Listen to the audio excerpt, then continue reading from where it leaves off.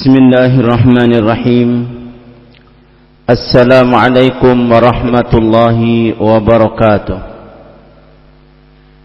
Innal hamdalillah nahmadullah ta'ala wa nasta'inuhu wa nastaghfiruh wa na'udzu billahi min shururi anfusina wa sayyiati a'malina. Man yahdihillahu fala mudilla lahu ومن يضلل فلا هادي له. أشهد أن لا إله إلا الله وحده لا شريك له وأشهد أن محمدا عبده ورسوله صلى الله عليه وعلى آله وأصحابه والتابعين وتابع التابعين ومن تبعهم بإحسان إلى يوم الدين. يا أيها الذين آمنوا اتقوا الله حق تقاته ولا تموتن إلا وأنتم مسلمون. يا أيها الناس اتقوا ربكم الذي خلقكم من نفس واحدة وخلق منها زوجها وبث منهما رجالا كثيرا ونساء واتقوا الله الذي تساءلون به والأرحام إن الله كان عليكم رقيبا. يا أيها الذين آمنوا اتقوا الله وقولوا قولا سديدا يصلح لكم أعمالكم ويغفر لكم ذنوبكم ومن يطع الله ورسوله فقد فاز فوزا عظيما. أما بعد إن أصدق الحديث كتاب الله وخير الهدى هدى محمد صلى الله عليه وسلم وشر الأمور محدثاتها إن كل محدثة بدعة وكل بدعة ضلالة وكل ضلالة في النار. أعاذني الله إياكم من الضلالة والنار. أحبتي الكرام إخوتي في الدين أعزني الله إياكم.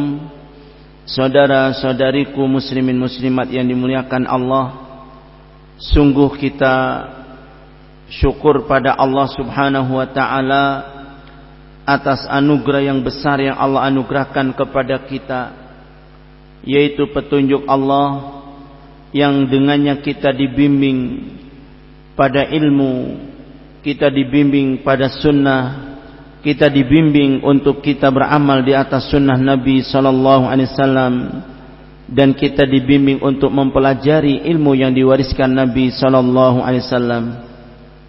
Kemudian ikhwati fiddin azanallahu iyyakum, juga termasuk nikmat Allah yang amat besar bagi kita pula adalah nikmat Allah anugerahkan kepada kita anak-anak keturunan, yaitu anak-anak yang kita miliki. Itu adalah anugerah besar dari Allah subhanahu wa ta'ala. Terlebih ketika Allah berikan anak kita menjadi anak-anak yang soleh solehah, sungguh ini adalah merupakan amalan besar bagi orang tuanya yang akan memberikan kebaikan di dunia bagi keduanya, dan akan menjadikan kebaikan yang besar setelah keduanya wafat. Maka perlu kita sadar bahwa banyak dari kalangan muslimin, banyak dari kalangan manusia mengabaikan kenikmatan ini. Mereka sibuk dengan perkara dunia sehingga mengabaikan kewajiban mereka untuk mendidik anak. Padahal sungguh seperti yang Allah katakan dalam Al-Quran, dalam surat Al-Kahfi di ayat yang ke-46, Allah subhanahu wa ta'ala katakan, di mana Allah sebutkan al-malu wal banuna zinatul hayatid dunya wal baqiyatus salihatu khairun inda rabbika sawaban wa khairun amala. Allah sampaikan dalam ayat ini, harta benda begitupun anak-anak adalah merupakan zinatul hayatid dunya, perhiasan kehidupan dunia, yang tentunya orang itu sangat senang, sangat bangga ketika memiliki perhiasan semisal ini. Dan ini apalagi dikatakan kata Allah perhiasan dunia.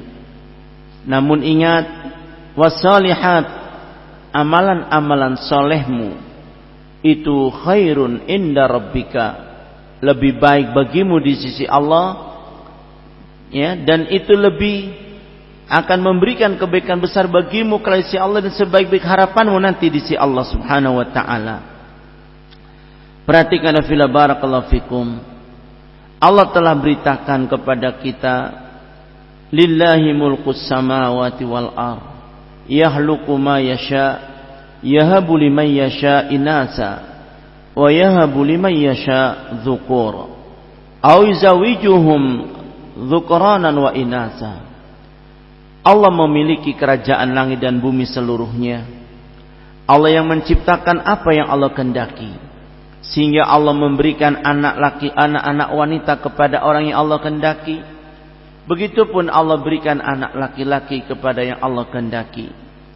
Dan Allah berikan pula kepada yang Allah kehendaki anak laki dan anak wanita. Waj'al min man yasha'u aqima, kata Allah, dan Allah jadikan sebagian yang Allah kehendaki mandul. Innahu alimun qadir. Sungguh Allah Ta'ala Maha tahu, Allah Maha kuasa. Dan Allah beritakan pula bukti bahwa anak-anak adalah anugerah, nikmat besar yang tidak mungkin orang dapatkan kecuali dari Allah semata. Allah katakan, wallahu ja'alakum min anfusikum azwaja wa ja'alakum min azwajikum banina wa hafadata wa razaqakum minat thayyibat. Lihat ya fillah barakallahu fikum. Dalam surat An-Nahl ayat 72 ini Allah memberitakan, dan Allah Subhanahu wa taala telah menjadikan bagi kalian dari jenis kalian istri pasangan kalian, yang kemudian Allah jadikan dari istrimu, ya, lahir anak-anak keturunanmu dan lahir cucu-cucumu. Wa razaqakum minat thayyibat, dan Allah berikan rizki dari yang baik-baik. Ini kemestian dari Allah. Setiap Allah ciptakan makhluknya, maka bersamanya Allah sertakan rizkinya. Termasuk anak-anak kita yang lahir, semua ada jaminan rizkinya dari Allah Ta'ala. Hanya Allah tidak beritahukan kepada kita berapa rizkinya, di mana didapatkannya. Namun yang pasti Allah akan jamin rizkinya. Sehingga dari ayat ini pun jelas, ya, anak semua membawa rizki. Banyak anak otomatis akan banyak rizki. Sebab Allah sertakan setiap, ya, Allah ciptakan makhluknya ada rizki baginya. Nah ya fillah barakallahu fikum, ketika Allah sampaikan dalam ayat yang tadi di surat Al-Kahfi ayat 46, anak itu perhiasan. Begitupun harta, perhiasan dunia. Yang kita manusia ini diciptakan Allah semua punya syahwat, keinginan besar, kecintaan yang besar kepada dua perkara ini pula. Apa kata Allah dalam surat An-Nisa? Saya ulangi, dalam surat Ali Imran ayat yang ke-14 Allah katakan, Zuyyina lin-nasi hubbus syahawati minan nisa'i wal banin wal qanatiril muqantarah. Allah katakan, Allah telah jadikan pada diri manusia itu adanya kecintaan yang besar. Dalam surah Ali Imran ini, yaitu kepada wanita, kepada anak-anak, dan kepada harta yang banyak. Itulah ikhwah, kita lahir sendiri. Allah ciptakan laki-laki, ya, sendiri awalnya. Kemudian dia dewasa, dia pun butuh, ya, wanita untuk menikah dengannya. Dia butuh harta, dia mencari harta. Dari situ dia menunggu atau menanti datangnya anak. Itu sudah kemestian orang menikah mengharapkan anak, ya. Dan kecintaan manusia kepada harta, kepada anak, itu tabiat. Itu adalah satu fitrah yang mesti terjadi dan mesti demikian. Maka antum bisa bayangkan bagaimana keadaan rumah tanpa ada anak. Hampa, sepi, tiada canda, tiada tawa pada rumah itu. Hanya berdua dan berdua. Sungguh serasa hidup itu hampa. Beda dengan ketika hadir anak-anak. Terlebih kita punya anak-anak ya, sering menghafal Quran, menghafal hadis, baca Quran, baca hadis. Subhanallah, terasa barokah rumah itu. Nah ya fila barakallahu fikum, maka Allah katakan setiap nikmat yang Allah berikan itu amanah. Kalau harta kita jaga, kita infakkan di jalan Allah. Kalau anak kita apakan? Kita didik agar jadi anak-anak yang soleh solihah. Itulah yang Allah sampaikan. Fasolihat, adapun ya amal-amalan soleh itu menjadi khairun laka inda rabbik, akan menjadi lebih baik untukmu di sisi Allah. Kalau engkau bisa gunakan hartamu, maksudnya untuk engkau infakkan di jalan Allah sehingga menjadi amal jariyahmu, dan engkau bisa mendidik putra putrimu menjadi anak yang soleh solihah, sehingga akan menjadikan anak yang berbakti padamu di dunia dan akan mendoakanmu ketika engkau meninggal dunia, dan akan menjadi syafaat bagimu kelak di akhirat. Seperti yang dikatakan Nabi, idza matal insan inqata amaluhu. Ketika manusia meninggal dunia, semua amalnya putus kecuali 3 yang terus berlanjut. Shadaqatun jariyatun, ilmun yuntafa'u bi, waladun salihun yad'ula. Nah ya fila barakallahu fikum, di sini kita akan bahas apa sih tujuan mendidik anak-anak kita. Ya fila barakallahu fikum, Allah subhanahu wa ta'ala, demikian Rasul SAW telah membimbing kita dalam ayat seperti tadi, bahwa tujuan pendidikan yang kita berikan kepada anak bukan sekedar menjadikan mereka pintar, tapi menjadikan mereka benar. Ya. Dan tidak mungkin mereka akan benar kecuali diajarkan kebenaran, diajarkan ilmu. Dan ketika mereka benar ilmunya, benar amalannya, menjadi anak yang benar, otomatis kebenaran itulah yang menjadikan mereka jadi anak yang soleh solihah, jadi anak yang berjalan di atas kebenaran. Itulah anak-anak soleh solihah. Hanya di sini kita perlu tahu bagaimana caranya, bagaimana usahanya agar menjadikan anak-anak kita menjadi anak yang soleh solihah. Sungguh ya fila barakallahu fikum, kita banyak tidak tahu hal, sehingga Allah utus Rasulullah sallallahu alaihi wasallam untuk membimbing kita agar kita bisa mendidik putra-putri kita pada kebenaran, menjadikan mereka anak-anak yang benar, berada di atas kebenaran, menjadi anak soleh solihah. Sehingga ya fila barakallahu fikum, kalau target ini tercapai, maka kebahagiaan hakiki kita dapatkan. Siapa sih orang yang gak senang kumpul dengan anak istri bersama dalam rumah dengan nikmat berlimpah?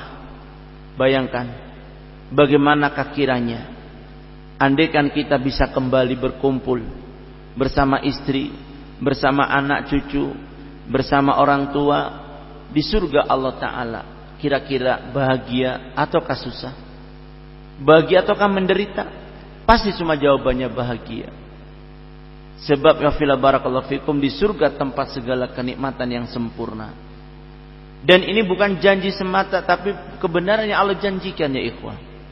Antum perhatikan firman Allah ya, dalam surat Ar-Ra'd di ayat yang 23 Allah sampaikan, jannatu adnin yadkhulunaha wa man salaha min abaihim wa azwajihim wa dzurriyyatihim.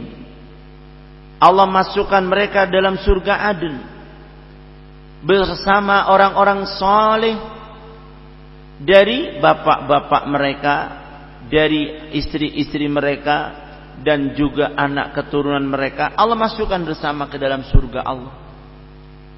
Wal malaikatu yadkhuluna alaihim, malaikat pun menyambut mereka hadir di surga. Seraya malaikat mengucapkan salamun alaikum bima sabartum, selamat bagi kalian atas kesabaran kalian. Atau antum dengar lagi firman Allah di surat At-Tur ayat 21. Allah sebutkan di situ jalan mana yang ditempuh kita untuk bisa kumpul kembali di surga. Allah katakan walladzina amanu wattaba'atuhum dzurriyyatuhum biimanin alhaqna bihim dzurriyyatahum. Allah sebutkan orang-orang yang beriman kemudian diiringi oleh anak keturunannya juga beriman. Berarti siapa yang duluan? Bapak. Coba perhatikan ayat ini. Allah katakan orang-orang yang mereka beriman kemudian diikuti anak keturunan juga beriman, berarti dari mana? Orang tuanya dulu. Jadikan kita sebagai seorang tua, sebagai seorang bapak, seorang ibu, usahakan kita menjadi orang yang beriman. Kemudian didik anak-anak kita agar mereka juga mengiringi kita dengan iman pula. Nah, kalau ini sudah kita capai, sudah kita dapatkan, apa kata Allah? Alhaqna bihim dzurriyyatahum. Kami akan kumpulkan mereka semua dengan anak keturunannya di surga. Wa ma'alatna alaihim min amalihim syai'. Kami kata Allah tidak sia-siakan amal mereka sedikit pun. Sehingga ya fila barakallahu fikum, di dalam bimbingan Rasul SAW kepada kita orang tua dan Allah Ta'ala sendiri sebutkan dalam firman Allah, dari manakah mulai kita mendidik anak-anak kita untuk menjadikan mereka anak-anak yang saleh, untuk mereka menjadi anak-anak yang di atas kebenaran dan kebaikan. Ternyata ya barakallahu fikum, dimulai dari diri kita. Berikut kami sampaikan beberapa kewajiban orang tua terhadap anaknya, kewajiban ayah, kewajiban ibu terhadap anaknya. Ingat para aba, para ummahat, di pundak kita ada tanggung jawab besar yang tak bisa diwakilkan, yang harus kita pertanggungjawabkan kelak di hadapan Allah. Dalam hadis yang sahih beliau bersabda, kullukum ra'in wa kullukum mas'ulun an ra'iyatih. Kalian semua pemimpin yang akan diminta pertanggungjawaban oleh Allah dari kepemimpinannya. Warrajulu ra'in fi ahlihi. Suami pemimpin di rumah tangganya, memimpin keluarganya, yang kelak Allah tanya, Allah minta tanggung jawabnya dari apa yang dipimpinnya. Dan begitu pun wal mar'atu ra'iyatun fi baiti zaujiha. Engkau para ummahat, engkau para akhwat, engkau adalah pemimpin di rumah suami. Dan Allah minta tanggung jawabmu bagaimana engkau berkhidmat pada suami, bagaimana engkau mendidik anak-anak suami, mengasuh, merawat, ya. Bagaimana engkau menjaga, ya, barang-barang milik suami. Itu tanggung jawabmu. Na'afila barakallahu fikum. Bahkan dalam hadis yang lain pula beliau katakan, innallaha yas'alu an kulli ra'in amma star'ahu. Allah pasti akan bertanya, meminta tanggung jawab dari setiap orang yang dia menjadi pemimpin dari apa yang dipimpinnya. Hatta yus'al rajul an ahli baitihi. Sampai engkau seorang suami, Allah pasti tanya bagaimana engkau memimpin keluargamu. Nah ya fila barakallahu fikum, setelah kita tadi sampaikan tujuan awal dan tujuan utama pendidikan anak dalam Islam yang diajarkan Allah Ta'ala dan Rasulnya adalah mendidik mereka menjadi anak-anak yang saleh salihah, menjadi anak-anak yang bertakwa, supaya apa? Mereka selamat dari azab neraka. Itu yang Allah sebutkan dalam surat At-Tahrim ayat yang ke-6. Apa kata Allah Ta'ala? Ya ayyuhalladzina amanu qu anfusakum wa ahlikum nara. Wahai orang yang beriman, jaga dirimu. Lihat dari pertama, jaga dirimu dan keluargamu dari api neraka. Wa quduhan nasu wal hijarah. Bahan bakar neraka itu manusia dan batu.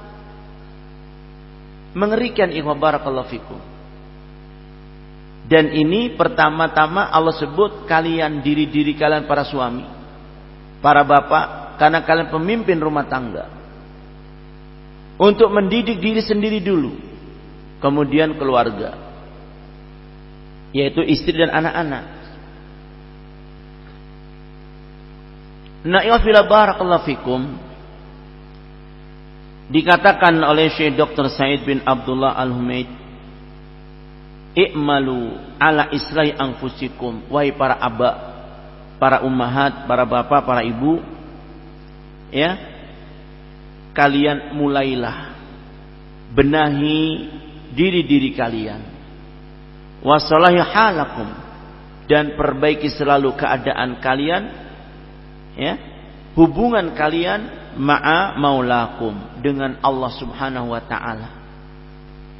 Wa'lamu anna li salahakum, ketahuilah bahwa sungguh kesolehanmu, kebaikanmu, hubunganmu dengan Allah, ketakwaanmu kepada Allah, asaran fi salih abnaakum, akan sangat besar dampaknya terhadap anak-anak kalian. Ya, sebab ketika anak melihat orang tuanya saleh, dia akan ambil pelajaran secara tidak langsung dari orang tuanya, kesolehannya. Hari-hari menyaksikan bapaknya saleh, ibunya salihah, tanpa dibicara, tanpa diajar dengan suara, dia sudah lihat bagaimana bapaknya dalam membimbing keluarga, bagaimana ibunya di keluarganya. Itu sudah pelajaran tersendiri. Makanya Allah katakan barokah kesolehan orang tua akan terus Allah berikan kepada anak keturunannya.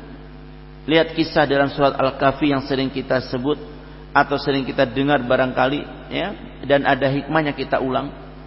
Apa kata Allah Ta'ala? Wa ammal jidaru fakana li ghulamaini yatimaini fil Madinah wa kana tahtahuma kanzahuma, ya, wa kan abu masalihah. Allah katakan adapun dinding yang akan roboh yang ada di kota itu adalah milik anak yatim, milik dua anak yatim yang kedua orang tuanya itu saleh. Ceritanya begini, ikhwan. Allah mengutus Khidir, kemudian Nabi Musa pun menemaninya untuk mengambil ilmu dari Khidir. Diutuslah datang ke satu kota. Setelah menempuh perjalanan panjang, mengarungi lautan, sampai di kota yang Allah sebut dan Allah tunjukkan. Di kota itu ada rumah yang akan roboh. Maka Khidir pun mengajak Musa memperbaiki bersama, dan tidak minta upah. Sehingga Nabi Musa ketika mengatakan, kenapa enggak minta upah? Dijelaskan apa sebabnya. Allah katakan dalam ayat tersebut, alasan Khidir membangun dan tidak minta upah, dikatakan amal jidar, adapun dinding ini yang kita bangun ya Musa, kana li ghulamain, ini milik dua anak yatim rumah ini. Wa kana abuhuma sholiha, dan kedua orang tua anak ini saleh. Wa kana tahtaha kanzan lahuma, di dalam rumah ini ada simpanan buat anak ini yang Allah akan keluarkan nanti dia dewasa, sebagai rahmat dari Allah. Nah, ayat yang pendek ini atau ayat yang singkat ini ceritanya, di situ hikmah banyak buat kita orang tua. Terutama iwa barakallahu fikum, adalah kesolehan orang tua itu barokahnya, kebaikannya akan menjadikan anak-anaknya terjaga, akan menjadikan hartanya terpelihara, sehingga sampai anaknya pun harta masih ada, tidak akan hilang, Allah yang jaga. Begitu pula anaknya akan baik, mengikuti kebaikan orang tuanya. Itu pengaruh dari kesolehan orang tua kepada anak. Sehingga ya fila barakallahu fikum, bagaimana kita meneladani anak kita dalam agama ini, kesolehan ini, ya, tanamkan pada anak pikiran supaya apa?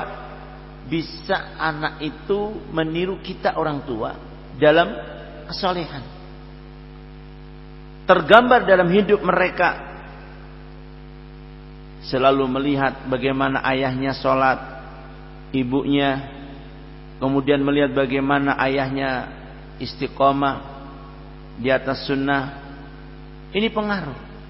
Sehingga ya fila barakallahu fikum, juga hal yang perlu diperhatikan dalam hadis Rasulullah bersabda, hadis dari sahabat Ali bin Abi Thalib radhiyallahu anhu, An Nabi SAW, bahwa Nabi SAW beliau qala bersabda, addibu auladakum ala salasatin, kalian didik anakmu pada 3 perkara yang penting ini. Didiklah anakmu pada 3 perkara yang penting ini, yaitu hubbu nabiyikum, didik mereka untuk cinta nabi kalian, wa hubbi ala baitihi, dan cinta keluarganya. Yang ketiganya tilawatul Quran, didik anakmu untuk senang membaca Al-Quran. Sebab apa ya barakallahu fikum, beliau katakan inna hamalatal Quran fi dhilli arsyihi yaumal qiyamah yauma la dhilla illa dhilluh. Orang yang dia itu membawa Al-Quran, para penghafal Al-Quran, yang orang-orang suka dan gemar membaca Al-Quran, ada di bawah arsy, naungan arsy Allah. Di hari kiamat, di hari tidak ada lindungan kecuali lindungan Allah, tidak ada naungan kecuali naungan Allah. Dia di bawah naungan arsy Allah, ma'a anbiya'ihi, bersama para nabi-nabi Allah, wasfiyaihi, dan orang-orang kekasih Allah. Maka ya fila barakallahu fikum, perhatikan, bila kita orang tua serius dan benar-benar mendidik anak kita untuk menjadi para penghafal Quran, jangan pernah kita bakhil dengan biaya berapapun yang harus kita keluarkan. Sebab mereka juga orang tua yang ingin anaknya jadi sarjana, ingin mendapatkan gelar S1, S2, S3 ataupun profesor, doktor dan semisalnya. Mereka juga keluar biaya besar sampai miliar. Namun beda nanti di akhirat. Kalau engkau didik anak-anak menjadi penghafal Quran, mereka akan mencarimu di akhirat. Mereka membawa mahkota yang sangat, mahkota yang sangat istimewa, mahkota yang sangat mulia dan mahal, tak bisa dinilai dengan dunia. Mahkota yang dia berhiaskan yakut, lu'lu' wal marjan, untuk dikenakan, disematkan, dipakaikan di kepala orang tuanya. Dicari mana bapak dulu, mana umi dulu yang telah ajar aku, mengantarkan aku untuk belajar Quran. Beda dengan anak-anak yang dikuliahkan, anak-anak yang disekolahkan umum, tidak ada nilai-nilai agamanya. Kalau mereka kemudian salah dalam agamanya, ikut liberalisme atau ikut pemahaman Islam liberal dan yang lainnya, atau pemahaman sesat yang lainnya, teroris jadinya, wal'iyadzubillah. Kalau mereka kemudian dapat neraka, maka engkau akan dicari untuk diseret ke dalam neraka. Tidak mau mereka di neraka sementara engkau enak di surga, tidak mau. Sebab mereka sesat gara-gara engkau orang tua tidak memberikan pendidikan kepada mereka agama yang baik. Perhatikan ya barakallahu fikum bedanya. Sehingga para anbiya telah memberikan contoh kepada kita bagaimana orang tua di dalam mendidik anaknya, targetnya apa sih? Nah, ya fila barakallahu fikum, Allah katakan seperti contoh apa yang dilakukan Nabi Ibrahim alaihissalatu wassalam. Beliau menanamkan pada keluarganya akidah yang benar, dan bersama itu beliau terus doakan mereka. Allah sebutkan dalam firman Allah, wa in qala Ibrahimu rabbij'al hadha baladan amina wajnubni wa baniya an na'budal asnam. Ibrahim berdoa, ya Allah, jadikan negeriku ini negeri yang aman sentosa, negeri yang makmur, dan jauhkan aku dan anak keturunanku ya Allah dari menyembah berhala. Lihat ya barakallahu fikum, barokah Nabi Ibrahim doanya, Allah jadikan negeri Mekah selalu terjaga, dan Allah berikan rizki berlimpah melebihi negeri kita, kemakmurannya maksudnya, yang dirasakan oleh rakyatnya. Rakyat yang nganggur pun dapat gaji lebih dari gaji pegawai negeri di kita. Semua dapat dari pemerintah dan cukup untuk mereka hidup. Masya Allah, kemakmurannya serba ada semuanya di sana dari berbagai negara, barang-barang hasil bumi dan yang lainnya. Ini semua karena doa Ibrahim alaihi salatu wassalam. Dan antum perhatikan doa beliau dalam surat Al-Baqarah di ayat yang 128, Rabbana waj'alna muslimaini laka wa min dzurriyyatina ummatan muslimatan lak. Dia doa, Rabb kami ya Allah, Rabb kami, jadikan kami orang yang berserah diri padamu ya Allah, dan juga anak keturunan kami jadikan mereka orang-orang Islam. Ya fila barakallahu fikum. Kalau beliau doa seperti itu dulu, lebih-lebih kita yang sekarang melihat kesesatan demikian besar terhadap di hadapan kita. Penting kita untuk sangat besar perhatian pada anak-anak dalam pendidikan perkara ini.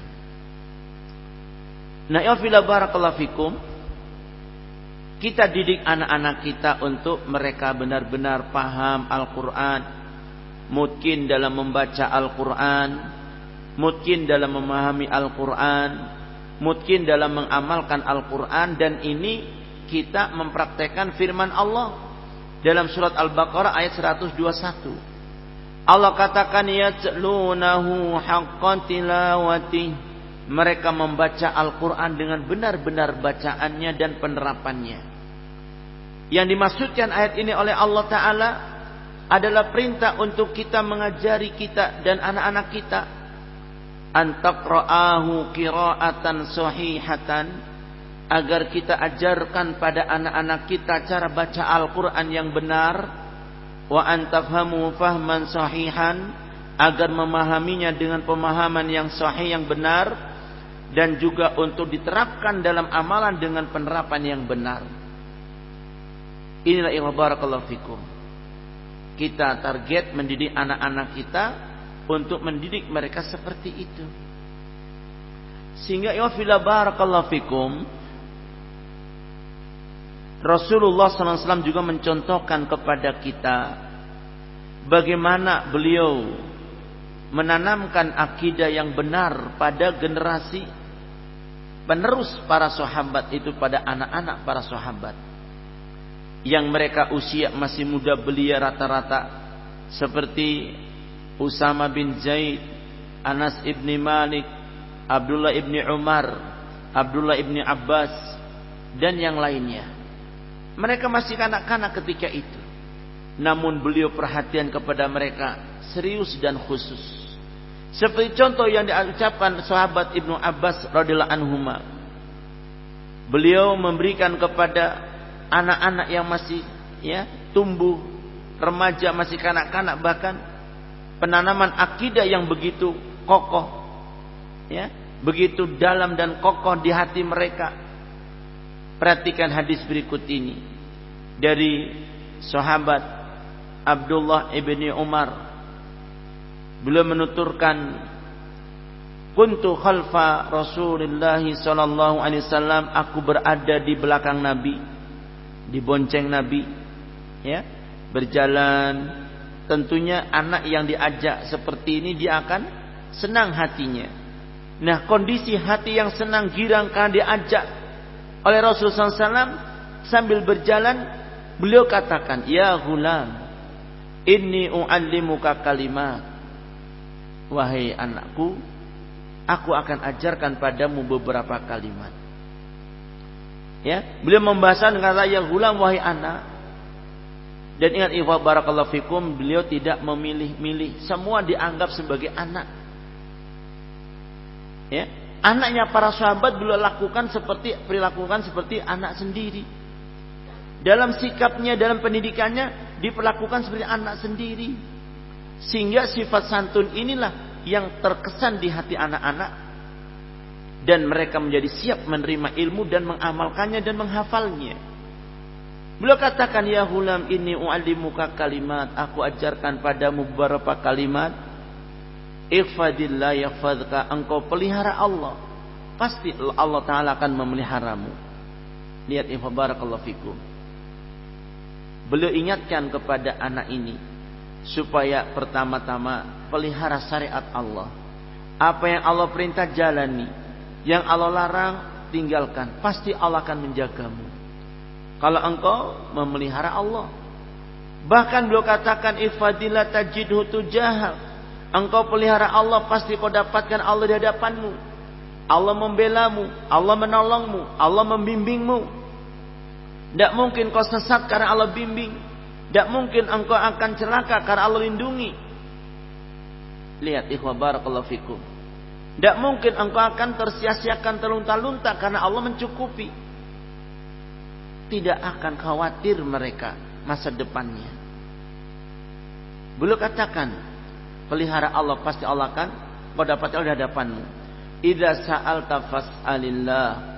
Bila engkau meminta pada Allah, ya, bila engkau meminta, mintalah kepada Allah. Wa idza sta'anta fasta'in billah. Bila engkau minta bantu, mintalah bantu pada Allah. Tidak dijadikan anak-anak itu cengeng, ya, dijadikan anak itu mandiri dan ditanamkan bahwa Allah bersamanya, sehingga nggak perlu kau cari bapakmu, nggak perlu kau cari ibumu, nggak perlu kau cari balakmu, temanmu atau ya sukumu. Ketika engkau mendapatkan sesuatu masalah, kembalilah kepada Allah. Kau butuh pertolongan, minta pada Allah. Kau butuh sesuatu, minta pada Allah. Coba ikhwan barakallahu fikum. Kemandirian yang ditanamkan, ketergantungan hanya kepada Allah, tidak pada manusia. Dan itu yang tertanam pada jiwa-jiwa mereka. Sehingga ya fila barakallahu fikum, generasi mereka menjadi generasi yang terbaik. Karena dididik oleh manusia terbaik dengan didikan yang paling baik. Dengan cara mendidik yang paling baik pula. Itu kesempatan yang mereka dapatkan. Nah ya fila barakallahu fikum, dari ayat dan hadis ini semua membimbing kita orang tua. Sebelum kita ajarkan anak baca Quran yang benar, mestinya kita orang tua harus membenarkan bacaan Quran kita dulu. Karena apa kata Imam Ibnu Qayyim rahimahullah taala, faqidu syai' la yu'ti. Orang yang tidak punya sesuatu tidak mungkin bisa memberi sesuatu. Antum tidak punya air, nggak mungkin antum kasih air orang lain. Antum tidak punya uang, nggak mungkin kasih uang orang lain, betul? Begitu antum tidak bisa baca Quran, mana bisa mau ajar anak baca Quran. Yang kedua juga, ketika kita ingin ajarkan, tanamkan pada anak-anak kita akidah yang benar, benarkan dulu akidahmu. Sebab apa yang kau tanamkan pada anakmu, ya, sementara dirimu juga nggak benar akidahnya. Begitupun kalau kau ingin istiqomah anak-anakmu di atas manhaj sunnah ini, kokohkan dirimu di atas manhaj ahlus sunnah ini. Jangan gampang goyah oleh fitnah. Jangan fanatik kepada individu. Fanatiklah pada kebenaran. Jujurlah di atas kebenaran. Jangan terlanjur kita akrab, kita cinta fulan, apapun yang dikatakan fulan kita ikut. Walaupun salah kita bela. Barakallahu fikum. Bukan ditanamkan sifat ta'assub ini. Lihat yang beliau katakan dalam hadis tadi, pelihara agama Allah, Allah akan peliharamu. Agama Allah di atas dalil, di atas hujjah. Maka barakallahu fikum, kalau kita ingin tanamkan pada anak akidah yang benar, benarkan dulu akidah kita. Kalau kita inginkan anak-anak kita benar iman mereka, benarkan dulu iman kita. Sebab ya ibarat pepatah yang bilang, buah jatuh nggak akan jauh dari pohonnya. Begitu anak kita nggak akan jauh dari hasil didikan kita. Sehingga Nabi bersabda dalam hadis yang sahih yang kita sering mendengar, ya, kullu mauludin yuladu 'alal fitrah. Setiap anak lahir terlahir di atas fitrah, di atas iman, di atas Islam, di atas tauhid, bersih mereka, tidak ada dosa. Fa'abawahu ayuhawidani, maka kedua orang tua inilah yang kemudian berperan mendidiknya. Ayuhawidani, jadikan dia Yahudi, ayunasiranihi, atau menjadikannya Nasrani, ayumajisani, atau menjadikan majusi, ini nggak lepas dari peran dua orang tua. Nah, kalau kita ahlus sunnah, mestinya ya anak kita pun akan dibawa kepada sunnah. Seperti ahlul bid'ah, dari kecil anaknya sudah diajari bid'ah. Ahlus syirik, dari kecil anaknya sudah ditanamkan tanaman syirikan.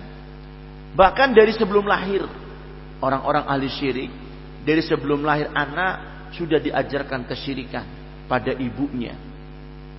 Wanita hamil dari usia sekian diperlakukan begini, 4 bulan dibikin acara begini, 7 bulan dibikin acara begini. Betul? Itu adat yang nggak bisa lepas. Dan tidak lepas dari bau syirik. Karena mereka memang syirik, yang tahu ilmu syirik. Nah, masa kita ahlus sunnah mau campur aduk? Yang hak yang batil dicampur semua. Iwa barakallahu fikum. Ketika kita ingin mendidik anak jadi soleh solihah, tentunya kita harus ekstra hati-hati. Sedangkan kalian para ummahat untuk bikin kue saja mesti dipilih tepung yang baik, tepung yang jelek diayak, ditapis, supaya yang jelek dibuang, yang halus, yang bagus dikumpul, dibikin kue. Tidak akan dicampur. Lihat, tepung sudah ada ini, ada itu, ada mungkin yang gumpal, ada yang kelihatan ada binatangnya, diayak, disaring. Dipilih yang bagus, ya, pilih tepung, pilih yang bagus, pilih yang lainnya juga, pilih menteganya, pilih yang bagus. Nah, ini Anda ketika akan mendidik anak-anak kita, apa yang kita pilih? Ya ikhwah, sungguh semua yang kita sampaikan tadi tidak lepas dari engkau sebagai bapak. Bagaimana engkau dulu memilih ibu buat anak-anakmu, itu besar pengaruhnya. Kalau dari awal memang engkau pilih wanita yang solihah, akan mudah engkau mendidik anak-anak nantinya. Tapi kalau engkau pertama ceroboh, tidak peduli agama istrimu, yang akan menjadi ibu anak-anakmu, menjadi pendidik bagi anak-anakmu, maka akan menjadi berat tanggung jawabmu. Berat tanggung jawabmu. Sehingga iwafila barakallahu fikum, ya. Berikutnya, setelah kita tahu tujuan target pendidikan anak-anak kita, seperti yang Allah sebutkan, para anbiya semua sama. Mereka berusaha untuk mendidik anaknya menjadi anak-anak yang benar akidahnya, yang bertauhid, yang ibadah kepada Allah, sehingga mereka kelak akan dapatkan surga Allah. Dan wafila barakallahu fikum, sampai mereka para anbiya mau meninggal dunia, tetap terus mengingatkan anaknya. Contohnya Allah sebutkan kisah Nabi Yakub. Am kuntum syuhada'a idza hadara Yaqub al-maut in qala banihi ma ta'buduna min ba'di qalu na'budu ilahaka wa ilaha abaika Ibrahim wa Ismail. Allah katakan, apakah kalian menyaksikan ketika Nabi Yakub itu sudah datang ajalnya, sedang menghadapi sakaratul mautnya, lalu ia kumpulkan anak-anak semuanya, dan ia berkata kepada anak-anaknya, antum tahu anak-anak Yakub berapa? Saudara Yusuf 12. Yusuf yang terakhir alaihissalam, kakaknya Bunyamin dan seterusnya. Ya, dikumpulkan semua. Allah tanya kepada mereka, ma ta'buduna min ba'di, wahai anakku, apa yang kau sembah nanti aku mati ini, setelah aku meninggal dunia ini? Anaknya semua mengatakan, qalu na'budu ilahaka wa ilaha abaika Ibrahim. Aku akan tetap menyembah apa yang disembah oleh engkau dan bapakmu itu Ibrahim. Aku akan menyembah Allah, Tuhan yang disembah olehmu dan oleh bapakmu itu Ibrahim, dan juga yang disembah oleh Ismail dan Ishak, kakeknya. Sebab Ishak itu adalah bapaknya Yakub alaihissalatu wassalam. Ilahan wahida, sesembahan yang satu itu Allah. Wa nahnu lahu muslimun, dan kami padanya berserah diri. Lihat ikhwah, kalau anak-anak ini tidak dididik oleh orang tuanya dengan akidah, kira-kira apa jawab mereka? Nah, kalau bapak mati bagaimana engkau? Mereka pasti beda-beda jawabannya, karena enggak dididik. Makanya dari kecil karena orang tua juga harapan mereka untuk menjadi anak-anak dunia, sehingga anak-anaknya terpatri dalam jiwanya, bapak saya mau jadi polisi, bapak saya mau jadi TNI, bapak saya mau jadi guru, bapak saya mau jadi ini. Mereka sudah punya harapan ingin ini. Yang semua itu jabatan dunia. Ketika bapaknya mau mati, apa ditanya? Kamu bagaimana nak? Lihat apa jawabnya. Maka ikhwah barakallahu fikum, ambil pelajaran. Keberhasilan orang tua diukur dari sini. Kalau engkau benar akidahnya, lurus akidahnya, anak-anakmu tertanam dari awal dengan akidah yang benar, maka sampai kau wafat pun engkau akan tenang, sebab kau tinggalkan mereka di atas kesolehan, di atas tauhid. Ya. Dan antum lihat kisah Nabi Yusuf yang syarat dengan hikmah luar biasa. Dan bagaimana kesabaran Nabi Yakub, ayah Nabi Yusuf, menghadapi sikap kakak-kakaknya Nabi Yusuf yang arogan, yang seperti itu, ya, masya Allah. Kemudian mereka semua jadi tertunduk kembali dan ya mengikuti ajaran orang tuanya. Setelah Nabi Yusuf menjadi raja Mesir dan terbongkar ya kejahatan mereka, terbukti kebenaran janji Allah. Dan terbukti kebenaran ucapan bapaknya Yusuf ketika Nabi Yusuf berkata kepada ayahnya. Apa kata Nabi Yusuf? Wahai ayah, inni ra'aitu ahada asra kawkaba wa syamsa wal qamar li sajidin. Ayah, kulihat dalam mimpiku ada 11 bintang, matahari dan bulan. Kulihat semua sujud padaku. Kata ayah Yusuf, jangan kau ceritakan pada saudaramu. Nanti mereka akan berupaya berbuat jelek padamu.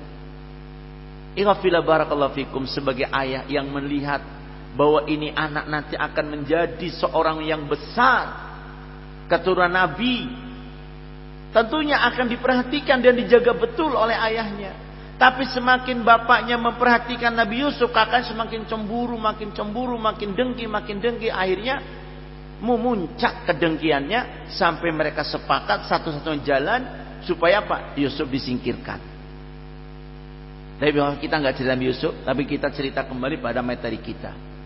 Keberhasilan orang tua menanamkan akidah, dan ini yang ditanamkan beliau Rasulullah SAW kepada anak-anak dari kalangan para sahabat. Ditanamkan idza sa'alta fas'alillah, bila engkau minta pada Allah. Wa idza sta'anta fasta'in billah. Kalau kau minta bantu, minta tolong pada Allah, jangan pada yang lain. Dan beliau katakan fa'lam annal ummata law istama'a yanfa'uka.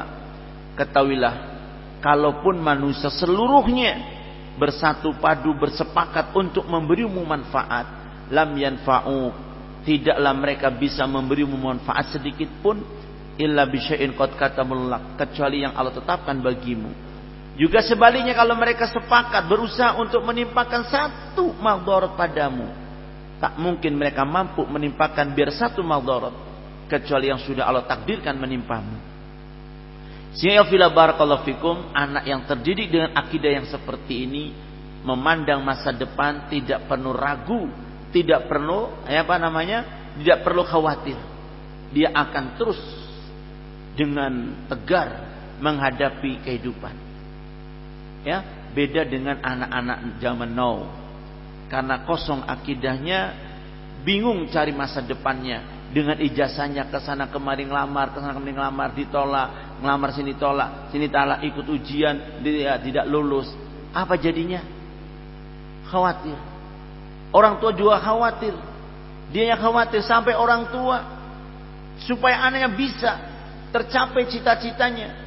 Dia rela menjual asetnya untuk anaknya biar dia lakukan sogok pun disogoknya, supaya diterima jadi pegawai atau diterima jadi karyawan dan sebagainya. Subhanallah, ya barakallahu fikum. Hal itu menjadikan rusak semuanya. Tapi barakallahu fikum, walaupun ikhwah kita sudah berusaha semaksimal mungkin mengantarkan anak-anak kita pada kebaikan, pada kebenaran, tapi ingat, memang petunjuk ada di tangan Allah Subhanahu wa taala. Yahdi may yasha, Allah memberi petunjuk pada orang yang kehendaki, begitupun sebaliknya. Karena itulah jangan lupa doakan anak-anak kita Sebab ini senjata yang hanya kita kepada Allah meminta agar menjaga hati anak-anak kita, membimbing anak-anak kita dengan petunjuk. Jadi yang berikutnya ya barakallahu fikum, ud'u li abnaikum daiman.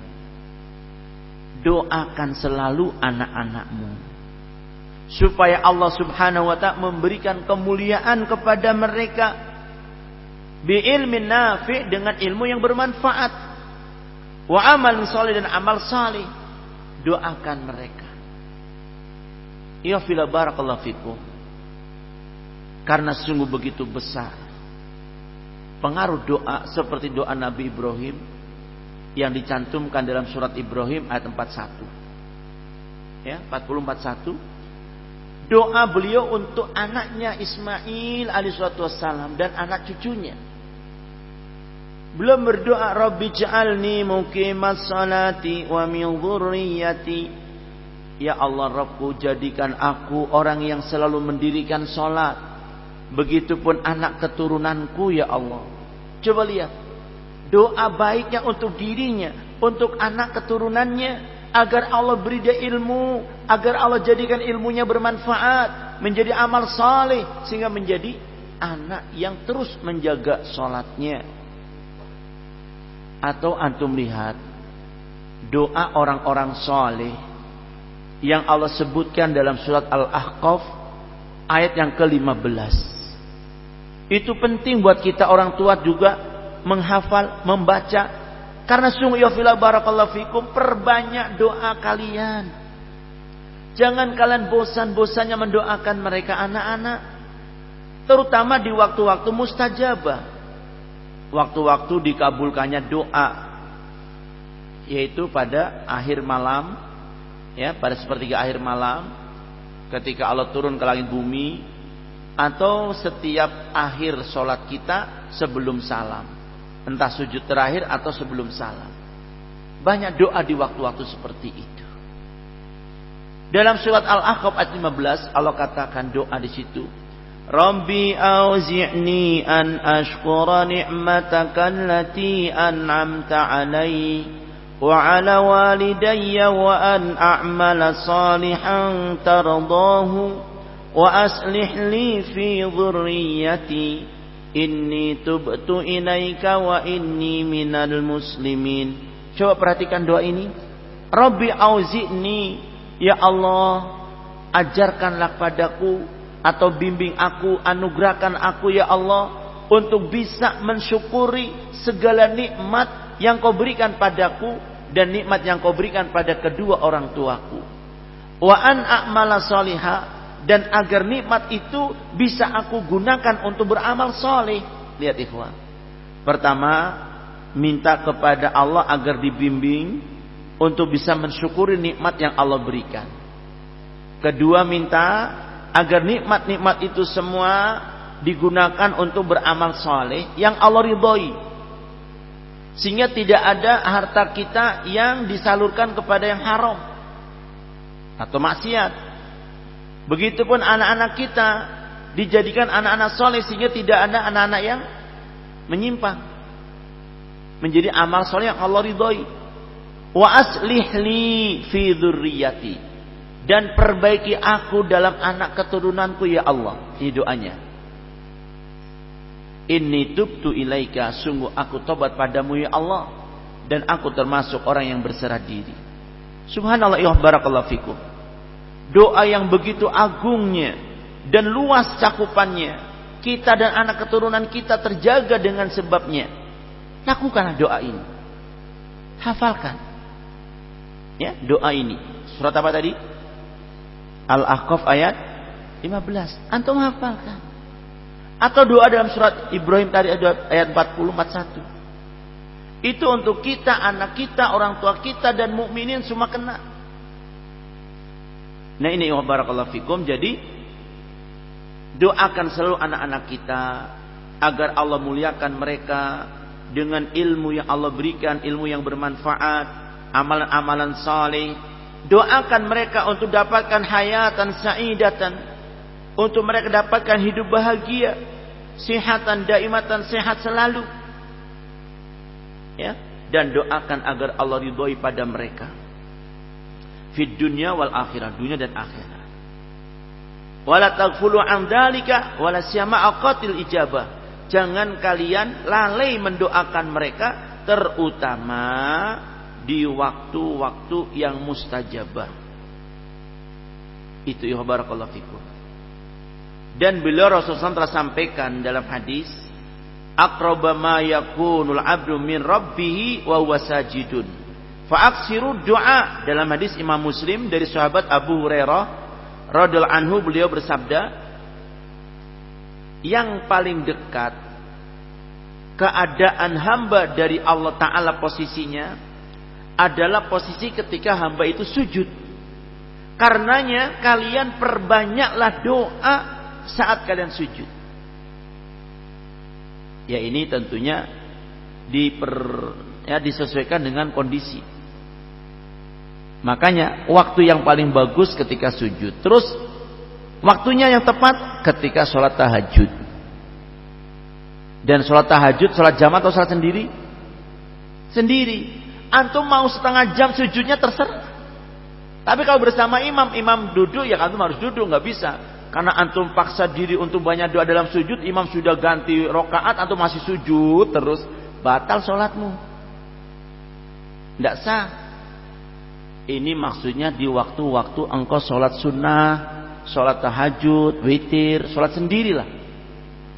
Perbanyak doamu kepada Allah, minta kebaikan buat anak-anakmu. Dan ingat ikhwah, jangan kalian mendoakan kejelekan buat dirimu, buat anakmu, ya. Jangan sekali-kali doakan kejelekan. Beliau katakan, la tad'u li anfusikum wa la tad'u li auladikum wa la tad'u li amwalikum. Jangan engkau pernah mendoakan jelek untuk dirimu sendiri. Jangan pernah kau doakan jelek untuk anak-anakmu. Jangan pernah kau doakan jelek untuk hartamu. Sebab apa? Bisa jadi ucapanmu itu bertepatan saat Allah kabulkan doa. Semua ucapanmu terjadi. Inilah kepada para ummahat, ya, hati-hati. Makanya para aba, kenapa sih Nabi SAW memilihkan kita atau menyuruh kita kalau memilih, ya, istri, cari yang beragama, yang bagus agamanya, yang solihah. Karena kalau orang solihah, agamanya bagus, kata-katanya akan bagus. Dan beliau memperingatkan kita, jangan kau ambil wanita yang cantik tapi tumbuh dari lingkungan jelek. Kata beliau disebutkan dalam hadis, iyyakum hadra'ud-diman. Kau hati-hati dari al-hadra'ud-diman. Apa itu ya Rasulullah al-hadra'ud-diman? Kata para sahabat. Beliau jawab, al-mar'atul hasna fi manbatis su. Itu adalah yang dimaksud hadra'ud-diman, wanita cantik tapi tumbuh lingkungannya jelek. Tumbuh di lingkungan yang jelek. Dia bunga desa, cantik luar biasa, tercantik di desanya. Tapi lingkungan desa itu lingkungan, masya Allah, tidak ada orang sholat di situ umpamanya. Ikhwah barakallahu fikum, jangan ambil. Jangan Anda punya kesimpulan, Ustaz saya mau didik dia ngaji nanti, dia mau ikut ngaji. Hati-hati. Sebab tabiat yang selama ini membangun dirinya, menumbuhkan dirinya, mewarnai kehidupannya, itu Anda tidak tahu. Di balik itu apa ikhwah? Ternyata kau ambil dia sebagai istri karena cantiknya, tapi apa yang terjadi? Omongannya, caci makiannya. Karena di desanya itu orang caci maki itu hal biasa. Orang ngomong jelek hal biasa. Nah ini engkau rugi kalau sampai ucapan jeleknya ini dikatakan pada anakmu. Anakmu akan jadi apa? Karena doa jelek dari ibu yang tidak punya agama.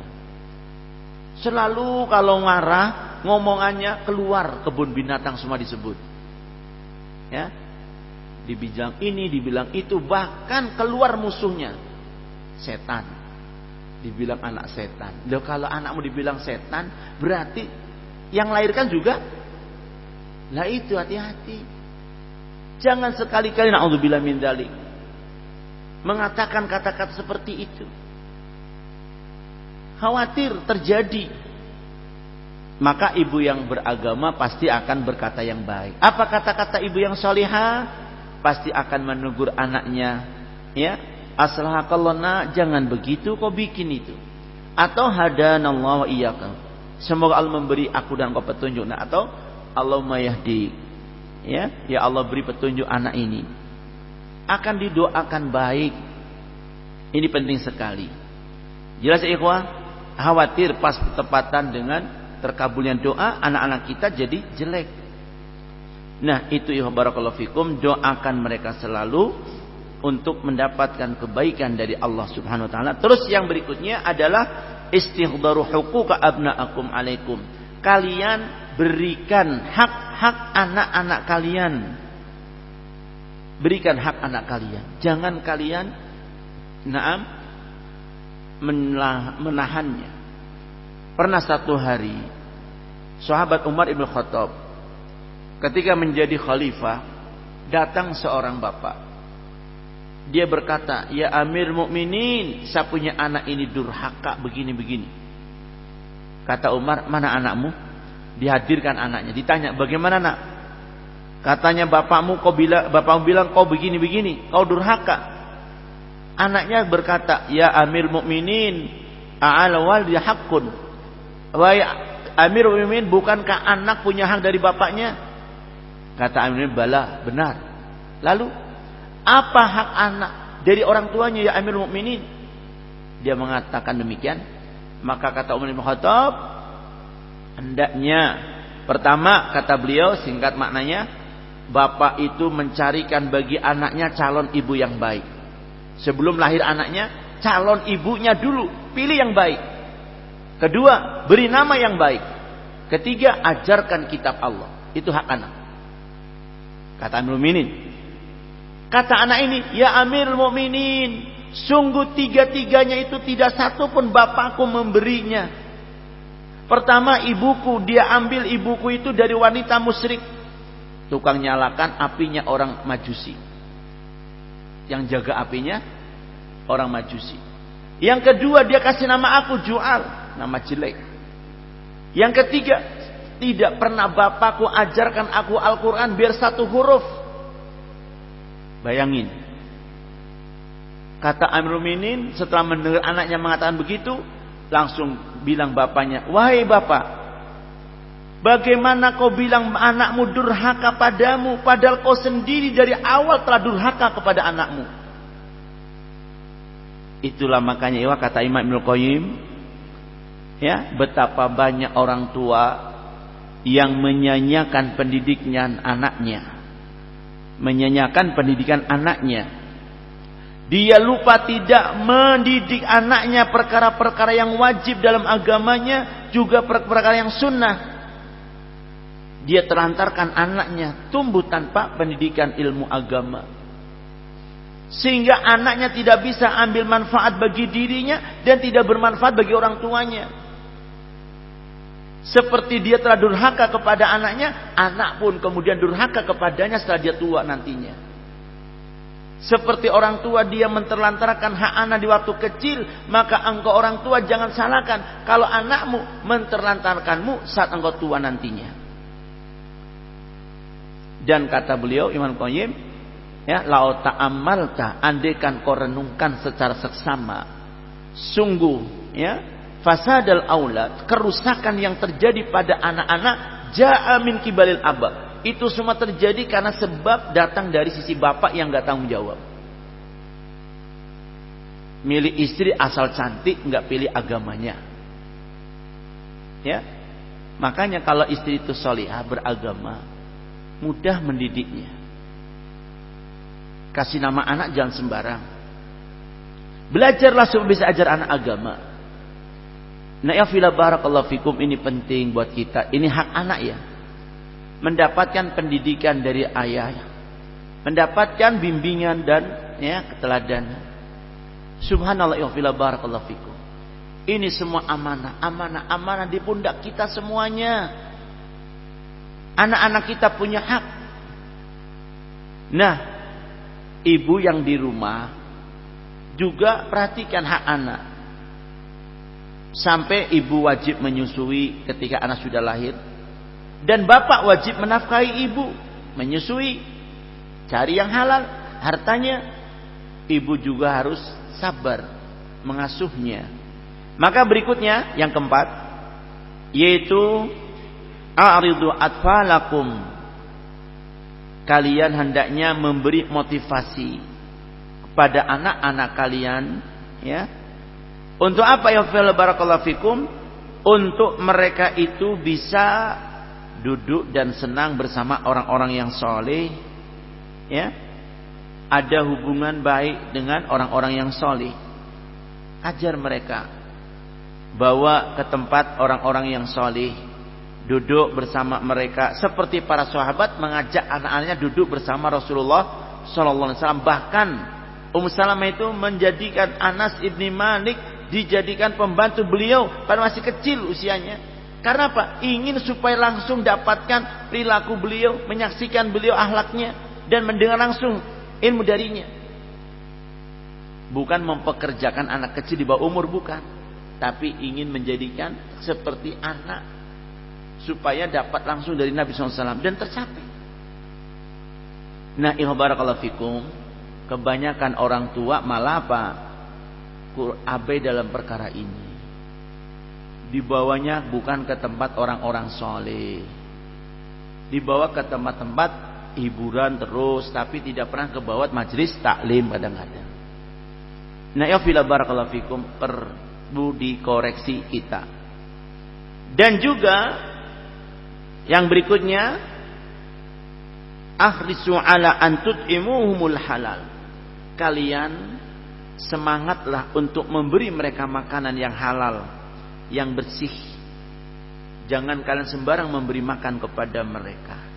Fa innahum amanatu fi a'naqikum, karena mereka itu amanah di pundak-pundak kalian. Ingat dalam hadis yang beliau sebutkan, dampak dari jeleknya makanan haram, kalau sampai masuk pada anak-anak kita, campur barang haram itu dalam pertumbuhan daging mereka. Apa kata Nabi? Dzakara rajul yutilu safar as'asa aghbar yamuddu yadayhi ila sama faqala ya rabbi wa mat'amahu haram malbasu haram wa hudi bil haram. Kata beliau sebut-sebut seorang yang telah menempuh safar, kemudian perjalanan panjang membuat pakaiannya kotor, badannya kotor. Beliau katakan orang ini menengadahkan dua tangannya ke langit dan berdoa menyebut nama Allah, ya Rabbi ya Rabbi. Tapi sayangnya, walaupun secara kemestian dengan tiga yang ada padanya syarat untuk terimanya doa ada. Doa safar, musafir, doanya makbul. Mengangkat tangan dengan menyebut nama Allah, ini mesti terkabul doanya. Cuma sayangnya, kata beliau, dia punya makanan campur dengan yang haram, dia minum juga campur haram, dia juga tumbuh daging campur yang haram, pakaiannya juga campur dengan hasil haram. Mana mungkin doa akan dikabulkan? Itu barakallahu fikum. Jadi kalau kita ingin menjadikan anak-anak kita soleh, solihah, sekali lagi, tidak hanya pendidikan yang kita perhatikan, tapi juga makanan dan minumannya harus kita perhatikan. Sebab sampai salah kita memberi yang haram, doa enggak terkabul, berarti gagal sudah. Ibu-ibu mungkin sering ketika bikin masakan atau kue, hati-hati jangan sampai ketetesan ini, jangan sampai kecampur ini. Ketetesan sedikit saja air, adonannya jadi rusak. Dijaga betul adonannya, sudah diatur sedemikian perbandingannya sudah bagus, tidak boleh kena air lagi. Subhanallah. Ini hanya pikir kue saja sampai sebegitu disiplinnya. Kenapa tidak disiplin mendidik anak, memelihara anak? Itu loh. Makanya karena memang kadang itu diabaikan. Yang berikutnya, ansau abna'akum bitalabil ilm. Nasihati anak-anak kalian untuk menuntut ilmu. Wajihum ilai, dan arahkan mereka ke majlis-majlis ilmu. Wa kunu wara'ahum, dan kalian jadilah diri kalian di belakang mereka, jadi pendukungnya. Ayo nak, tak antar. Mana Abi? Kamu mondok nak ya, Abi antar. Antarkan. Perhatikan keperluannya. Jangan dari pihak pondok sudah SMS, tolong para wali santri sudah tanggal 15, tolong SPP anak-anak masih belum dikirim, masih belum dikirim. Sampai tanggal 20 batas akhir belum dikirim juga. Nah, anak-anakmu gimana nasibnya di pondok? Teman-teman sudah dapat kiriman, teman-teman sudah punya uang jajan, anakmu belum juga, SPP belum dibayar juga. Alhamdulillah pihak pondok kasihan sama anak kita, masih peduli, dikasih makan seperti temannya. Tapi uang jajan, uang ini kan enggak ada kiriman. Lihat ihwa, ini orang tua kayak seolah-olah cuci tangan, daripada di rumah repot. Nak, kamu mondok saja udah, buang di pondok, dah orang tua aman, enggak ada yang ganggu. Ya. Lalu SPP nanti sampai lama nggak dibayar-bayar. Ini adalah menterlantarkan. Maka perhatikan kalian, nasihati anakmu, motivasi untuk semangat belajar ilmu, ajak ke majelis ilmu, antarkan ke tempat ilmu, engkau jadi pendukungnya. Telepon, perhatikan motivasi nak, sampai di mana hafalannya nak, bagaimana pelajarannya, bagaimana kendalanya. Terus siapa temanmu, bagaimana dengan temannya. Terus motivasi. Jangan kamu kurang uang nak. Usah pasti iya Abi. Jangan tanyakan kurang uang, tapi motivasi dulu. Nanti kalau anak bilang Abi perlu ini, perlu ini, sudah, kalau beli kitab berapapun sudah. Kitab apa yang diperlukan, kirim. Perlu apa lagi, ini kirim. Orang tua jangan pernah, ya, istilahnya itu menghalangi anak untuk belajar ilmu. Hendaknya kalian terus jadikan mereka hidup bersama ilmu. Jangan biarkan mereka terhalang dari ilmu. Sebab fahayatu bila ilmin la khaira fi. Orang kalau hidup tanpa ilmu tidak ada baiknya. Maka dikatakan dalam syair, al ilmu anfasu dukhrin anta dahiru. Ilmu itu adalah harta termahal dari yang kau simpan. Kalau engkau didik anakmu dengan ilmu, berarti engkau sudah punya simpanan, yaitu anak yang berilmu, yang akan menjagamu, akan memeliharamu, akan mendoakanmu, akan memberimu syafaat. Itu semua kebaikan yang luar biasa. Dan ingat, man yuridillah bi khairan yufaqihu fiddin. Orang yang Allah beri kebaikan itu tandanya dijadikan dia paham pada agama. Nah, kalau anakmu sudah engkau arahkan kepada agama, diajar untuk memahami agama ini, berarti engkau telah mengarahkan anak untuk menerima kebaikan dari Allah. Dan orang tua pasti juga akan terima kebaikannya. Terus yang berikutnya, ihmalu auladakum ilal majalisil ilmi. Bawa anak-anakmu hadir di majlis ilmu. Wasrikuhum biha, dan engkau berserikat dengan mereka, ngaji bareng, taklim bersama, ajak daurah, ayo ikut. Bapak ibu diajak, anaknya diajak. Dan ya fila barakallahu fikum, para ummahat terutama, karena ngaji itu perlu konsentrasi dan perlu perhatian. Kalau bawa anak, dan sudah bilang, nah kamu nanti ikut umi taklim, kamu duduk yang anteng ya. Ini umi sudah siapin. Kalau ada perlu makan, perlu ini, umi udah bawa. Tidak usah lari-lari. Kalau semuanya begitu kepada anaknya, insya Allah di tempat taklim semua duduk sama uminya. Jangan dibiarkan terus mereka semaunya. Karena mengajarkan adab di majlis ilmu penting buat mereka. Seperti para sahabat. Anak-anak mereka dibiasakan dari kecil sudah duduk bersama orang tuanya di depan Nabi SAW dengan adab yang sempurna, adab yang paling baik, adab dalam menuntut ilmu.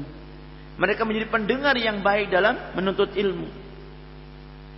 Itulah yang membuat Ibnu Abbas radhiyallahu anhuma menjadi sumber ilmu, turjumanil Quran, istilah penerjemah Quran. Karena apa? Kok lebih dari yang lainnya dia keutamaannya? Ketika ditanya Ibnu Abbas, apa sebabnya engkau unggul dari yang lainnya? Katanya, indi lisanan sa'ul wa qalban uqul. Karena aku punya lisan sering tanya. Kalau dengar ada fulan meriwayatkan hadis begini, saya datangi rumahnya. Saya tanya, benar Anda dengar dari Nabi hadis begini-begini? Dipastikan riwayatnya. Terus tanya sana kemari, apa yang disabdakan Nabi dari sahabat-sahabat senior. Dan aku terus berakal, menghafal, menulis, menghafal, menulis. Itu yang membuat dia ilmunya kokoh. Bukan tanpa belajar pintar sendiri ya ikhwah. Tanpa kerja kaya sendiri begitu. Ya ikhwah, mungkin kalau dapat warisan. Tapi ilmu kan gak bisa diwariskan kayak harta.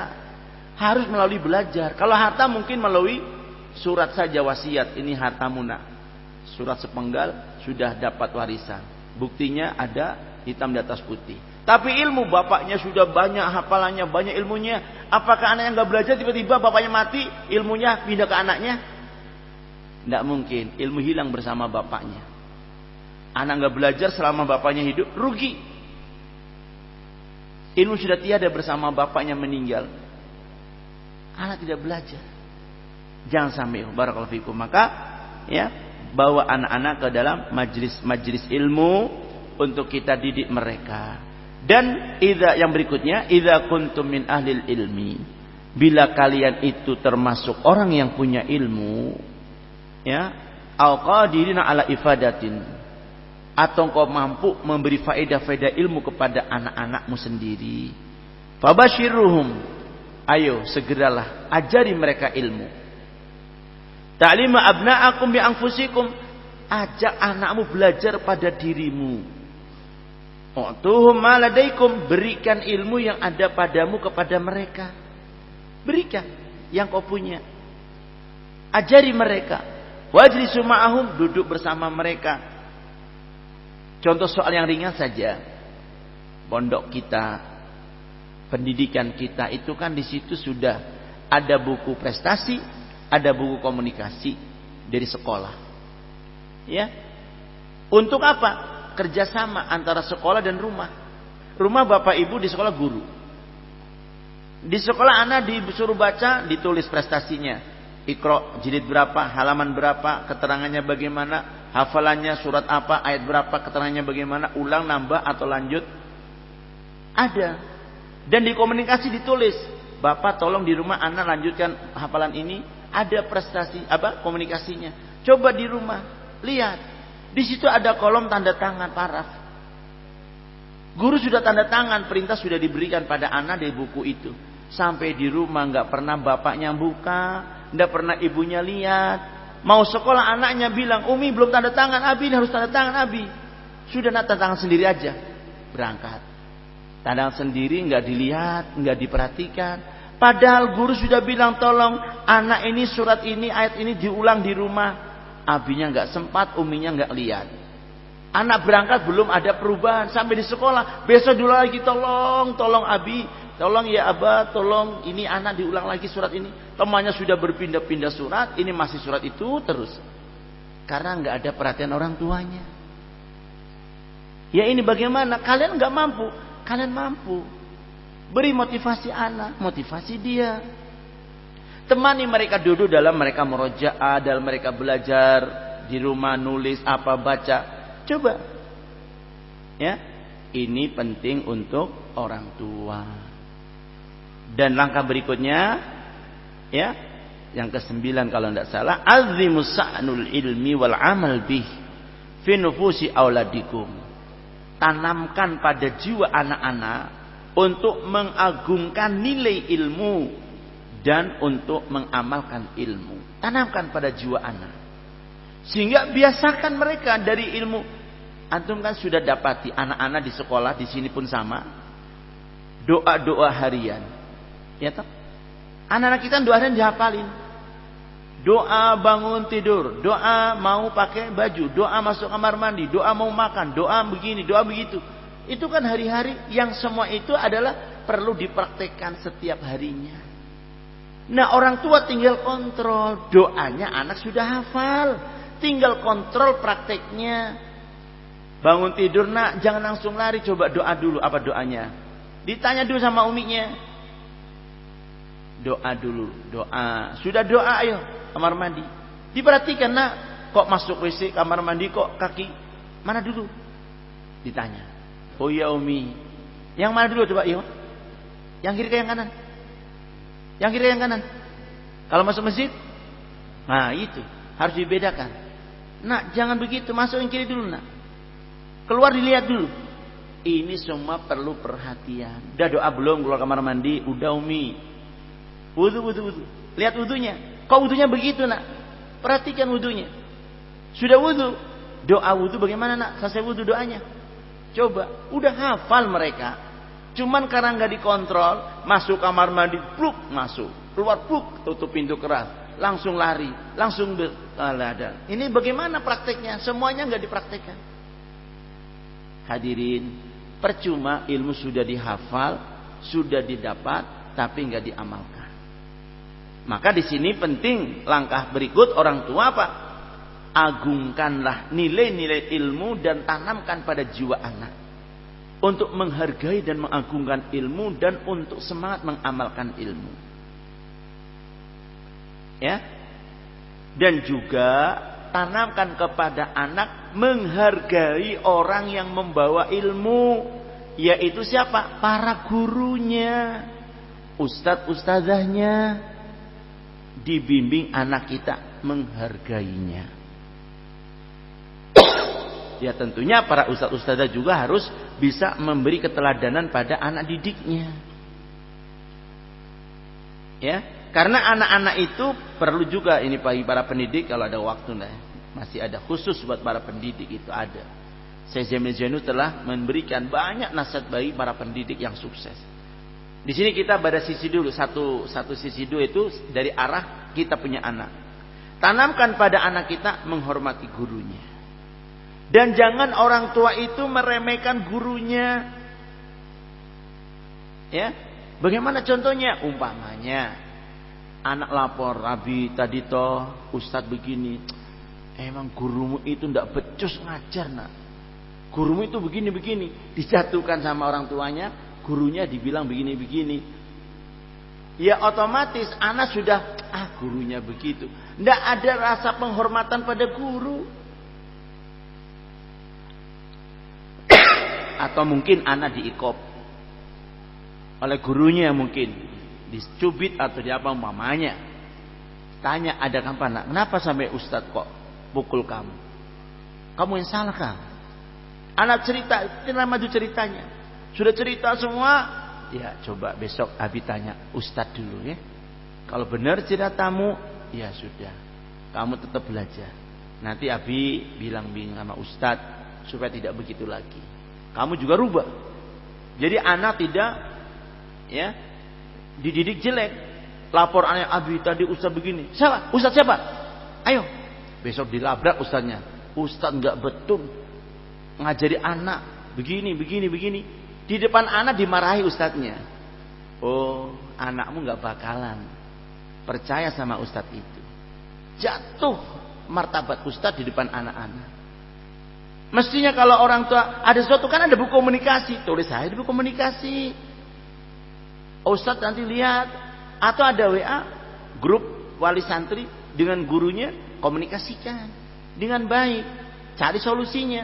Jangan sampai anak-anak itu terkesan ya gurunya tidak bermartabat karena orang tuanya labrak, orang tuanya begini. Nah ya fila barakallahu fikum. Ingat, mengapa kita harus menanamkan pada jiwa anak mengagungkan ilmu, mengagungkan amalan untuk apa? Untuk memotivasi mengamalkan ilmu, menghormati kepada guru, ya. Ya fila barakallahu fikum. Ini penting supaya dia nanti tumbuh menjadi orang yang memang bisa mengambil manfaat dari manusia dan bermanfaat bagi manusia yang lain. Ya, sungguh ilmu ini akan mengangkat derajat seseorang ketika diamalkan. Makanya Allah katakan yarfa'illahu alladhina amanu minkum walladzina utul ilma darajat. Allah angkat derajat orang beriman di antara kalian, dan orang yang Allah beri ilmu diangkat beberapa derajat lebih tinggi. Nah ya fila barakallahu fikum. Ini yang ke-9. Tambah satu dulu, yang ke-10, anfiqu ala abnaikum liyadrusu wa yata'allamu. Kalian nafkahi, kalian biayai anak-anak kalian untuk belajar ilmu. Biayai. Terus cukupi. biayanya. Berapapun usahakan. Jangan kalian bakhil. Bukan bakhil lagi, pesimis. Nah, tidak usah mondok. Ya kenapa? Abi nggak mampu. Adikmu 5. Lah kamu mondok sebulan sekian. Abi cuma sekian gajinya. Abi cuma dapat begini kerjanya. Nggak usah mondok. Nah, lalu bantu Abi kerja aja sudah. Ya Allah, kamu bikin anak untuk bantu kerja. Kamu bikin anak untuk bantu cari uang. Terlalu rendah. Terlalu hina. Dunia ini hina. Kata Nabi SAW, ad-dunya mal'unun wa mal'unun ma fiha. Dunia ini rendah, hina, dan semua yang ada di dalamnya. Ilal alim wa muta'in, kecuali orang yang dikatakan illa zikrullah, zikir kepada Allah, wa mal wala, dan yang mendukungnya, wal alim wa muta'alim, yang berilmu dan belajar ilmu. Justru anak kita entaskan dari kerendahan ini. Yakinlah kalaupun Anda susah sebelum anakmu mondok, motivasi, biar nak kamu mondok, jangan kau pikir Abi di rumah. Insya Allah Allah mudahkan rezeki. Subhanallah ikhwah, ketika anak kita di pondok, dia banyak belajar Quran, dia banyak berdoa untuk orang tua, dibuka pintu rezeki kita bersama mereka belajar. Allah mudahkan urusan kita. Jangan kita pesimis, seakan-akan Allah nggak bakal menjamin rezekinya anak-anak kita. Seakan-akan kita nggak bakalan mampu. Jangan. Yakinlah Allah akan memberi kemampuan pada kita. Dan yakin bahwa, ya ketahuilah bahwasanya apa? Seutama-utama nafkah yang kita keluarkan adalah nafkah yang kita gunakan untuk mendukung belajar anak-anak kita. Itu amal jariah kita. Tapi wafillah barakallahu fikum, sampai ini dulu. Nanti kita sambung pada sholat zuhur insyaallah ya. Mudah-mudahan ini semua bisa memotivasi kita semangat untuk mendidik anak-anak kita. Dan memahami bahwa pendidikan yang kita berikan pada anak bukan sekedar menjadikan anak pintar, atau sekedar untuk menjadi orang yang bisa dapat dunia. Sungguh mereka tanpa kita didik pun istilahnya dunia mereka dapat. Nyatanya banyak orang SD nggak lulus, rezekinya banyak jadi jutawan kayak kolong merah, ya. Tapi banyak orang yang sarjana S1 S3 melarat. Kan begitu, bukan kita yang ngatur rezeki. Makanya jangan sampai kita salah, ya, di dalam mendidik anak-anak kita. Didiklah mereka jadi anak yang benar, anak yang saleh-salehah. Insyaallah kita akan menuai kebenaran atau kebaikan di kemudian harinya. Barakallahu fikum, subhanakallah bihamdika, asyhadu an la ilaha illa anta astaghfiruka wa atubu ilaik. Assalamualaikum warahmatullahi wabarakatuh.